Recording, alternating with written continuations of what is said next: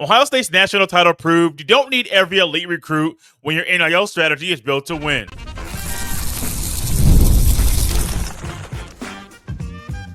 You are Locked On Buckeyes, your daily podcast on the Ohio State Buckeyes. Part of the Locked On Podcast Network, your team every day.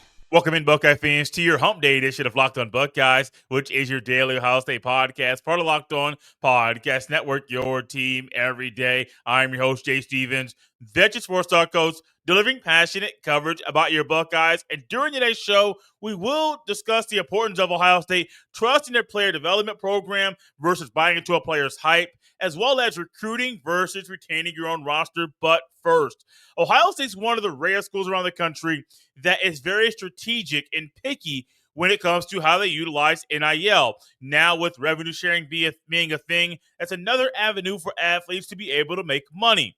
And while that's another avenue for Ohio State players to make money, that doesn't mean Ohio State needs to alter the NIL because they're sharing revenue with the players on the team. Because look back to what Ohio State did a year ago.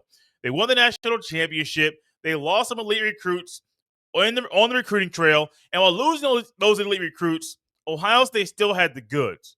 Ohio State still had a team worthy enough to be in the playoff, good enough to make a deep playoff run, and the team at the end of the day that hoisted up the ultimate prize. So if there are someone that says Ohio State needs to change their NIL strategy because you can't keep losing elite players like Felix Ojo, I will push back against that and say, no, they don't.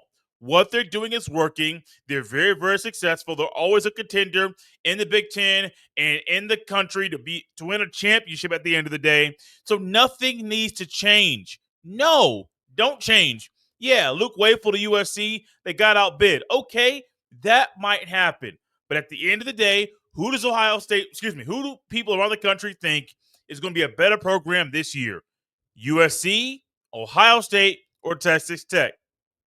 Enough said. I don't have to name the school among that trio that people think is going to be the better school this year. It's an easy one. It's a no-brainer. And that's why I don't believe Ohio State needs to change their NIL strategy. Now, if you say they need to, why? Is it because of the guys they're not getting? They're winning without them. So it's not like they need those guys to win because they're winning without them. Maybe is it Ryan Day being more free with handing out offers and going after some guys that you know you're going to have to bid to get? Maybe. But Ohio State, if you go back a few years ago, not even really just focusing on the offensive line, like we're going to do in a little bit, Mateo Uiagalelei, Damon Wilson, Keon Keeley. I remember that trio of edge rushers that Ohio State was going after in a short period of time. That all of a sudden, Mateo went to Oregon. The other two players stayed down south. Actually, they had a second opportunity to get Damon Wilson. I believe he transferred to South Carolina. Now, that's one thing that still shocked my mind, that Ohio State lost the kid a second time. And this time it was to the other USC. Yeah, I know the Gamecocks fans will not like me saying that, but it's the other USC to me, and it might be the other USC to you. But Ohio State is a school that they've struggled at times with guys that are on the edge, on the defensive line, the elite guys. If you think about the offensive side of the ball, specifically the offensive line, when was the last time Ohio State landed a five-star offensive tackle from the Buckeye State? It's been a very, very, very, very, very long time. I don't believe Ryan Day's ever landed one. When was the last time Ohio State landed a top 100 offensive tackle? It's happened, I believe, at least once under Ryan Day, but it's not common. And those two things being real are kind of a head scratcher, kind of frustrating, because those are the players Ohio State should be able to land, especially when they're inside the Buckeye State. If you're a five-star offensive tackle from Ohio, there should be no reason why Ohio State doesn't land you. None whatsoever. However, what do you find? We find that there were times that Ohio State is struggling to land those guys. It's tough landing elite offensive linemen. It's very, very tough. It's a hard position to recruit. It's a hard position to develop. You may get a guy on campus and then realize, oh, your path to getting on the field is a little bit quicker than we thought. At the same time, you may get a guy on campus and you say, oh, your path to playing time is a little bit slower, and you might not like how long it's going to take you to get on the field. That is true. Recruiting offensive linemen is very, very difficult. A lot of times, they want to stay closer to home, and they take a little bit longer to announce whether they're going to play football in college. And so it can be frustrating. It can be difficult. You may have to put some money out there to land a kid. All of those things might be true, but you don't have to go all out and exhaust every option to make sure you land one, because it's not needed to win the national championship. Here's the weird part about this conversation. While I don't think Ohio State's NIL strategy is broken, I don't at all. I do think Ohio State can do certain things on the recruiting trail to land these guys. One is stability. Coach Stud is no longer at all. He's been gone for a while, but there was a drop-off in production and recruiting under Coach Stud. He's gone. Justin Fry, what do you find? You find that Justin Fry was at Ohio State for a little bit, and then he went to the NFL. If I am in the offensive line coach at Ohio State, and I have an opportunity to have the same job at the highest level of the sport, I would leave too. So I don't knock Justin Fry. I get it. But stability is big. One constant at Ohio State over the past 7-8 years has been Ryan Day. Coach Stud, gone. Justin Fry, he's in Phoenix. You have other coaches, Chip Kelly, back in the NFL. Bar Hartline's been there, but he's always been an assistant, which is great. But that wide receivers coach doesn't have the ins and outs, the nerd notes needed to be an offensive line coach. Stability is huge. While you're going to have assistants coming and going, you're going to have assistants that might decide to stay a while. Those are true. The one constant is Ryan Day. And if I am a high school offensive lineman and I want to be developed, I don't want to play for a winner, I don't want to play for a school that has elite quarterbacks, elite players all around, and all I got to do is go in there and do my job, it's Ohio State. It's a no-brainer. Look at what Ohio State did a year ago. Starting left tackle from the past 2 years was a transfer from San Diego State. You bring him in, started year one, this past year, started the first 6 games of the year, had a season-ending injury. Next thing you know, he's the 32nd overall pick in the NFL draft. That is huge. It is not someone that you recruited at the high school level. You got him when he was in college. Think about it. Seth McLaughlin transferring from Alabama to Ohio State, a guy that was under the fire from the 2023 season because of how his snaps were going and had a lot of snap issues. Some were saying it was Jalen Milroe. Some were saying it was McLaughlin.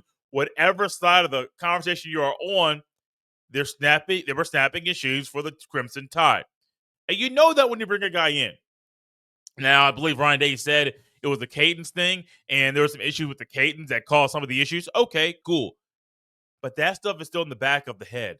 What do you find? Seth McLaughlin, who also unfortunately went down with a season-ending injury, was a guy that won the Remington Award. So you got a guy in Simmons who was 32nd overall, and he was a transfer. A guy in McLaughlin who was a transfer, came in with some baggage and some things that needed to change. He won the Remington Award. Donovan Jackson, lifelong left guard, moved to left tackle because of a team need. Homie made a lot of money by moving outside to the left tackle spot. Even Josh Fryer, who did not get drafted, and which wasn't shocking, Josh Fryer development is one that I still think is going to speak volumes for guys that may want to come to Ohio State and may try to push the envelope for the money, but realizing I can be developed here. Ryan Day has had multiple offensive line coaches, and what have you found? Those guys are able to develop the players in their room year after year after year. So, no, Ohio State's NIL strategy is not broken. They won the national championship, and it proved you don't need every elite recruit to win the Natty. That's great. That's cool. The NIL strategy is not broken. Something might be broken, though. Well, I wouldn't say it's broken, but it might need to be tweaked just a tad. It's comparing recruiting and retaining your own roster. That's coming up after the break right here on Locked on Buckeyes. This episode is brought to you by FanDuel. Summer sports are in full swing, and whether you're all about baseball under the lights, golf on the green, or high-stakes soccer action, FanDuel is the best way to make every game even more exciting. You're already following the action. Why not make it a little more thrilling? With FanDuel, you can get in on the game while your friends are getting sunburned at the beach. I have been using FanDuel to track my favorite matchups, and the app keeps it fresh with new daily promotions and fun ways to bet. It's easy to use, fast to pay out, and it makes even regular season games feel like must watch events. New to FanDuel, new customers can bet just $5 and get $150 in bonus bets if your first bet wins. Open the FanDuel app today or visit FanDuel.com to get started. Thank you all for tapping and Locked on Buckeyes and making this show your first listen of the day. One thing about being under the lights, summer baseball season is over locally. As we have been covering local American Legion summer travel team. Didn't know that was a thing, but it was fun getting to watch some of the guys I saw at the high school level play summer ball with the American Legion sponsored team right here in the town that we live in, and it was fun.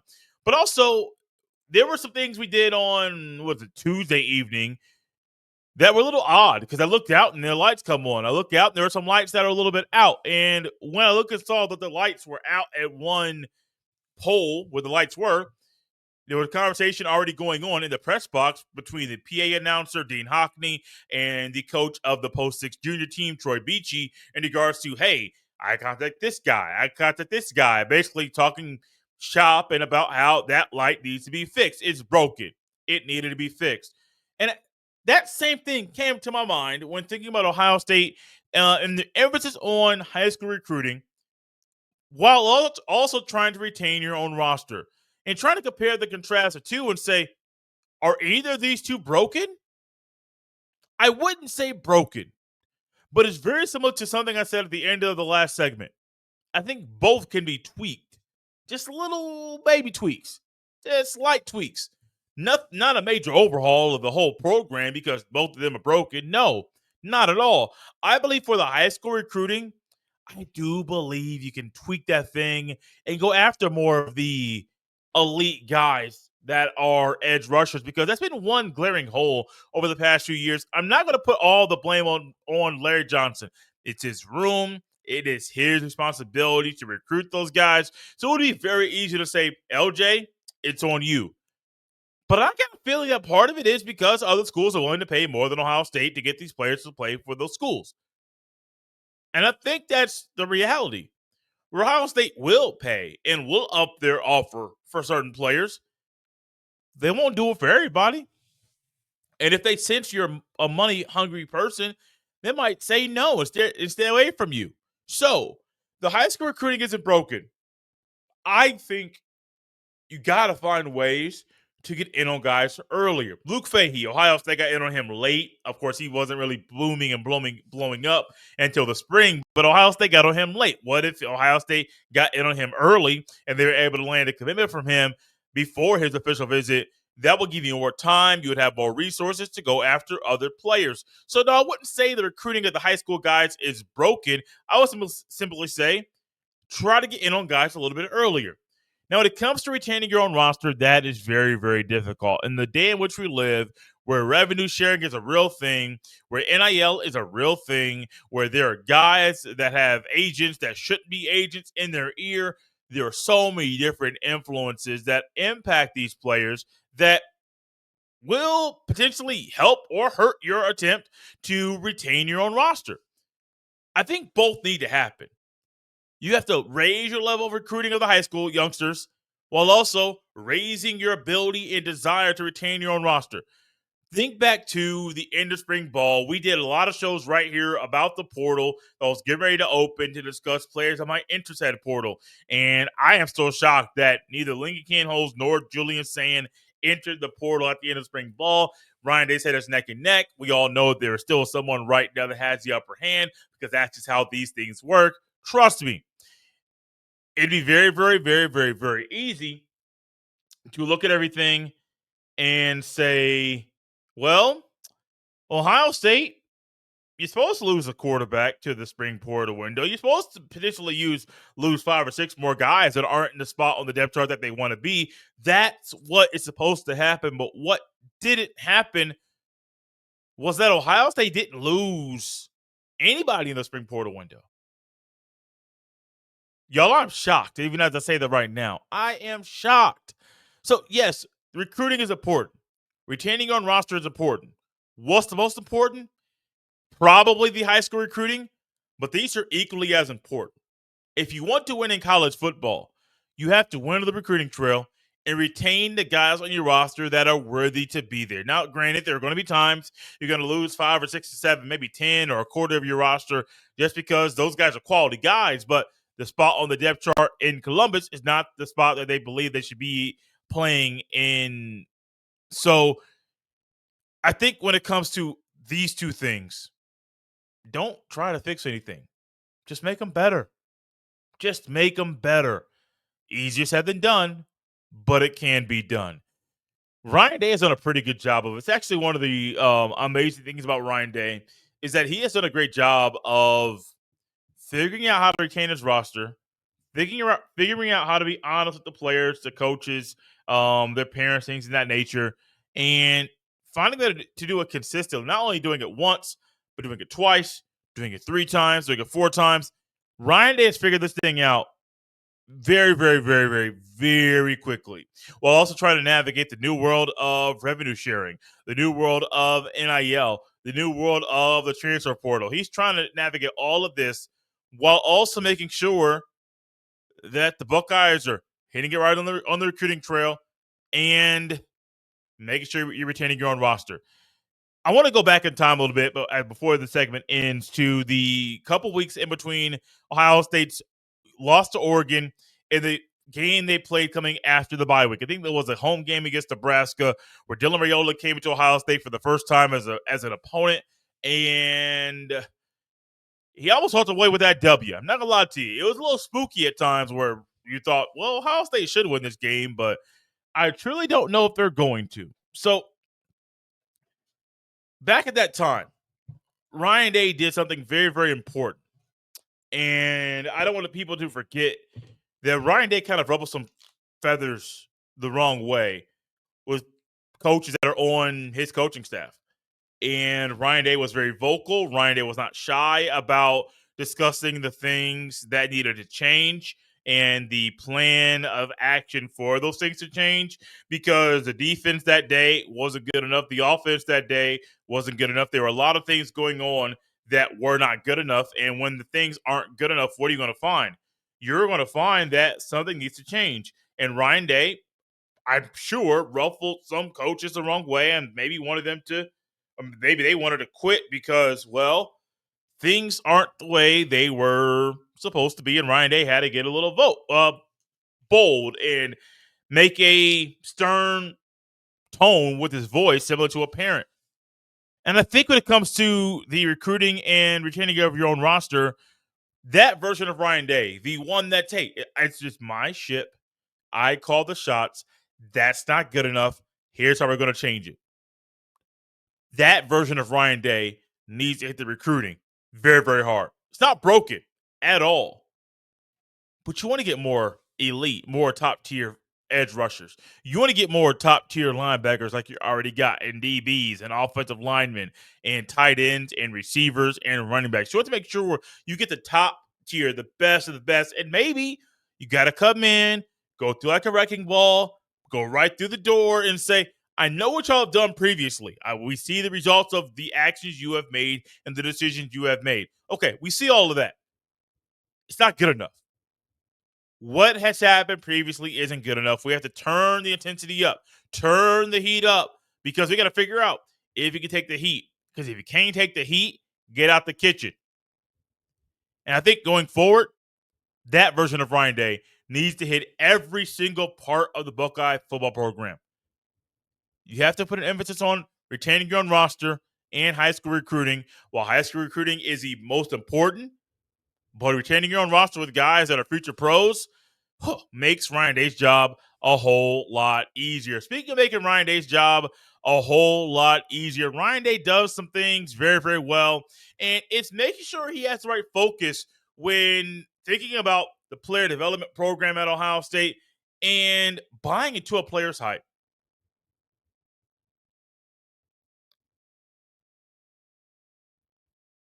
Thank you all for tapping Locked on Buckeyes and making this show your first listen of the day. I'm going to say this here.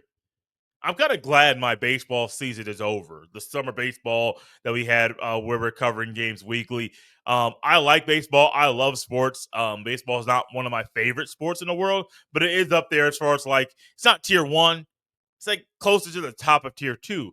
And so since the baseball season is over, there are gonna be a lot more things that we're gonna talk about and some fun, fresh ideas that are going to help all of us in regards to getting ready for the Big Ten Media Days and the season opener, which is also the home opener against the Texas Longhorns. Well, all that's great. Well, all that's good. I got to focus when I'm watching baseball, especially covering it, making sure I get every detail in my notepad. I still am one when I cover sports, at least at least basketball and baseball. I do everything by hand. Now, football, I'm on the sidelines. I don't really take notes during football games to remember what happens. It's a lot of video documentation of the game. But one thing I know is my focus in baseball has to be on point, following the pitcher's rhythm, following the way that the coaches are maybe using courtesy runners or pinch hitters and things of that nature to try to shake things up. I have to make sure I focus on that. And if I mess up, well, luckily there's a little app called Game Changer. I can pull it up quickly, and if I get it fast enough, I can easily see how the previous batter or previous runner was scored. Okay, I get that. That's my focus when I'm covering baseball. Had to get better and do some different things in my 2 years covering that sport locally. Well, Ryan Day's focus is on the player development at Ohio State. Yeah, it'd be easy for Ryan Day to buy into the hype of players he's trying to recruit, but Ryan Day is really focused on how he and Mickey Mariotti and everybody else inside the Woody can help X recruit be the best it could be. And that's how it needs to be. Ryan Day's power move is Mickey Mariotti. One of Ryan Day's power moves is literally the strength and conditioning program at Ohio State, the nutrition that's involved with that, the experience with those inside the program. That's a Ryan Day power move. And Ryan Day is now more the CEO, that is the overseer, the chief executive officer that is running the entire ship. And while that's true for Ryan Day, one thing we know about Ryan Day is he's not really buying into the hype. It'd be easy to, but also he's learning how to delegate. You can be the overseer, you can be the CEO, and not want to delegate, and that could really hurt you. But Ryan Day's figured out how to delegate, baby. He's doing it very, very well. If he wasn't doing it very, very well, I think Ohio State would have a whole lot of issues. It almost felt like I glitched right there. Not sure why. I kind of paused and held that pause a little bit too long, but you got to focus on the right things. It's very, very, very easy to buy into a hype of a player. I recently was listening to the Club 520 podcast, and Jeff Teague was talking about guys in the '07 high school recruiting class that were future NBA players or future first ballot HOFers. And when Jeff Teague was talking about that, that's actually the same year I graduated from high school. Actually saw Jeff Teague play quite a bit when I was in high school as well. And there are a lot of guys out there. OJ Mayo, Kevin Love, so many other players that were in that class. Eric Gordon, Jeff Teague, be a couple more that were in that class that it would have been very, very easy to buy into the hype of the player when they got on the campus. It'd be very, very easy to look out there and say, oh, that's what this paper is saying about him. That's what this show is saying about him. Oh, man, the hype continues to build. I'm going to follow the train. It'd be very easy to do that. But if you did that, what's going to happen? Well, you could have success. You could put money on games that person is in. However, you could buy into the hype and then get disappointed because that person isn't what you thought they were going to be. Prime example, I'm not trying to throw any shade to this individual, but when I was in high school, I thought OJ Mayo was going to be the dude, man.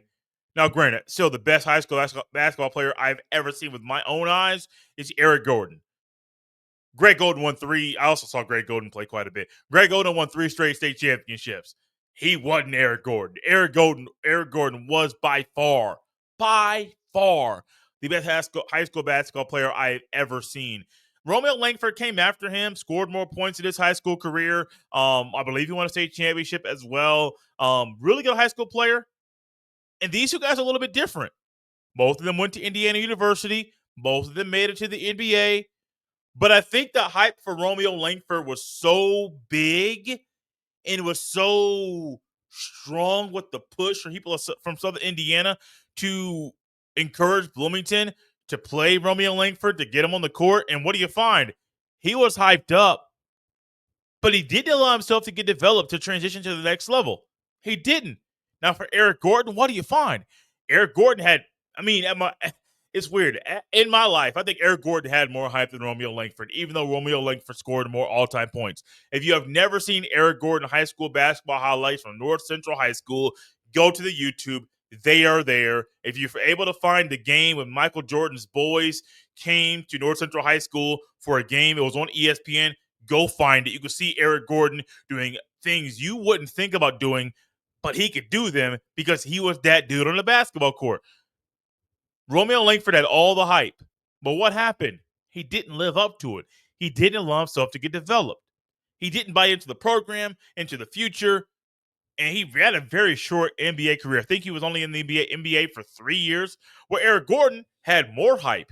Eric Gordon was also Mr. Basketball. Eric Gordon also went to Indiana University. And what do you find? Eric Gordon allowed himself to get developed. Eric Gordon got to the NBA. He bought into the system. He figured out his role. And next thing you know, was he about to be in his 18th or 19th year in the association? 2 guys had great high school basketball careers. They both went to the same school. One guy altered his mindset and allowed himself to get developed. The other guy didn't. And the next thing you know, one guy only has a short NBA career. Another guy has a very long one. At the same time, let's keep it in context. Being able to make it to the NBA is tough and a major accomplishment. So I'm not trying to throw any shades or darts at Romeo Langford. Really good player. He also had injuries as well. So it wasn't like he just wasn't developed. He had some injuries that definitely hurt him, hurt his own development, hurt his own maturing of the basketball game that he had in his bag. That's true. But I still question some of the people that were inside his camp or people there that were helping him make decisions because some of them didn't make any sense. And what wouldn't make any sense is if Ryan Day decided that he wasn't going to do what he needed to do, put the emphasis on the player development, and he started buying into a player's hype. That would make me want to scratch my head. It will make me think Ryan Day has lost his mind. It will make me think that this is possibly not working out the way that I wanted it to. Those things are possible. For Ryan Day, keep the focus where it is. Player development, player development, and player development. Following that path to allow the players inside the Woody to be the best they can be is not only the best for the individual player, it's the best for the team, and it's the best decision for Ryan Day because he's helping the players be what they could be while also helping them find their own role in the Buckeyes football team. Thank you all for tapping and locked on Buckeyes right here on a hump day and making this show your first listen today. For your second listen, check out the portal because my guy Brian Smith, he's got the latest rumors, portal entries, and signings. Be the most informed fan on the rapid changes to the college football landscape. Find the portal and Locked on Buckeyes on the YouTube or wherever you listen to podcasts. You can follow me on any social media platform at jstevens07. Send every email to jstevens317@gmail.com. Touch on Locked on Buckeyes right here on a Wednesday. We'll see you next time.